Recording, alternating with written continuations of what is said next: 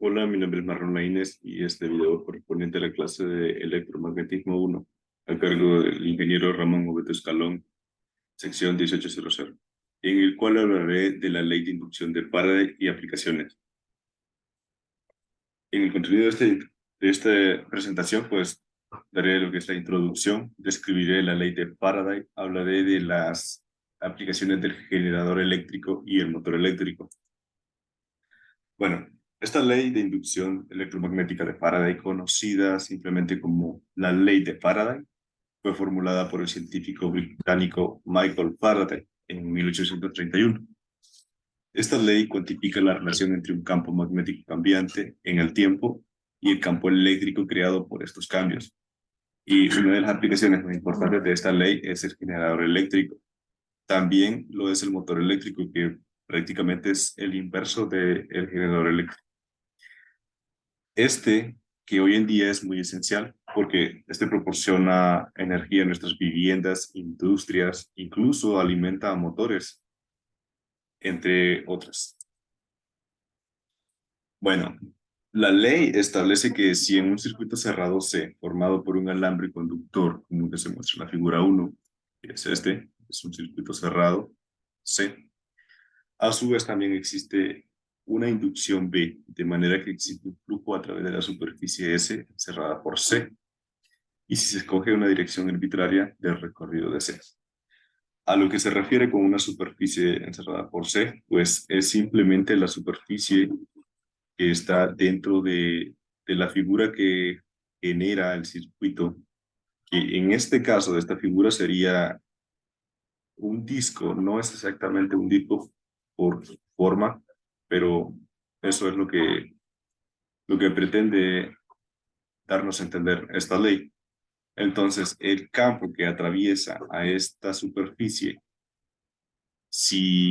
bueno, lo que dice aquí, si el flujo a través de C es constante, de modo que es la derivada del flujo respecto al tiempo, entonces no existe corriente en el circuito, que es si esta inducción B, o sea, el campo B es constante y está atravesando esta superficie, y si es constante, entonces no tendremos una corriente inducida. Sin embargo, Faraday, cuando se encontraba realizando experimentos, él encontró que si el flujo no es constante a través de C, que matemáticamente hablando sería que la derivada del flujo respecto al tiempo es distinto de cero, entonces ahí sí tenemos una corriente inducida en C. Ok. El generador eléctrico, como una de sus aplicaciones, este es un dispositivo que convierte energía mecánica en energía eléctrica. Mantiene, por tanto, una diferencia de potencial entre dos puntos denominados polos del circuito.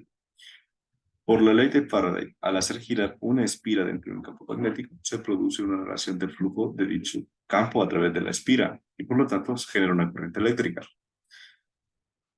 Que esto lo podemos observar acá. La ley dice que si el flujo es, perdón, la inducción B es variable, la que está atravesando la superficie S del circuito, o de la espira en este caso, si es variable, entonces tendremos una corriente inducida.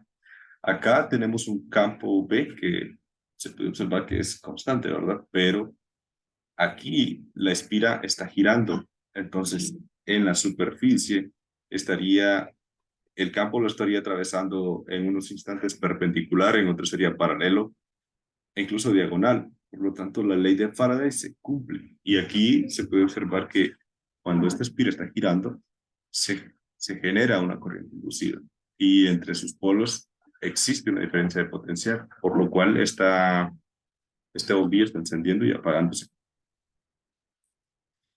En las centrales de generación de energía eléctrica, nucleares, térmicas, hidráulicas, la energía mecánica que el generador transforma en energía eléctrica proviene del movimiento de una turbina, accionada dependiendo del tipo de central, de vapor, de agua, de aire o agua. Bueno, en la siguiente figura se representa esquemáticamente el sistema de generación de energía eléctrica en una central hidráulica. Cabe también mencionar que para que esta espira gire, se necesita de una fuerza externa para lograr eso. Para generar energía necesitamos de una fuerza externa.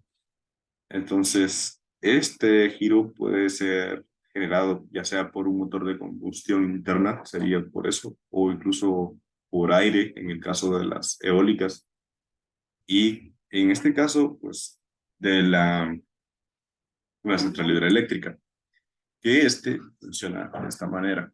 Hay una turbina que está conectado al rotor del generador a través de un eje de rotación. Cuando el agua entra a donde está la turbina, esta va a tender a girar. Entonces, este movimiento se transportará a través del eje hacia el rotor del generador, donde en el estator estarán las bobinas que estarán captando la corriente inducida.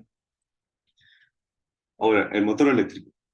Anteriormente mencioné que el motor eléctrico es prácticamente el inverso de un generador. Y bueno, convierte la energía eléctrica en mecánica. El generador convierte la energía mecánica en energía eléctrica.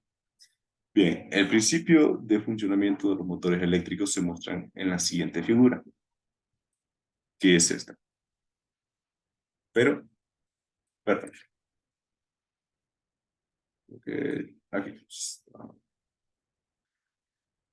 Si se coloca una espira en un campo magnético y se hace pasar una intensidad de corriente a través de ella en el campo, perdón, el campo ejerce una sobre los lados de la espira y estas fuerzas ejercen un momento de fuerzas. La espira empezará a rotar, por lo que se habrá transformado la energía eléctrica en mecánica.